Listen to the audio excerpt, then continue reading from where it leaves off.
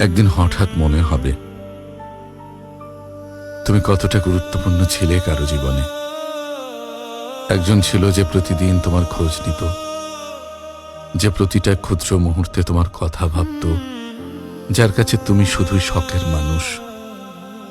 তুমি তখন বুঝবে এই পৃথিবীতে কেউ তোমার জন্য এতটা যত্নশীল হতে পারে, এতটা অপেক্ষা থাকে। এমন একজন মানুষ ছিল যখন তোমার সব কিছু থাকবে, তবু বুকের ভেতরে এক ফাঁকা জায়গা খা খা খা খা করবে।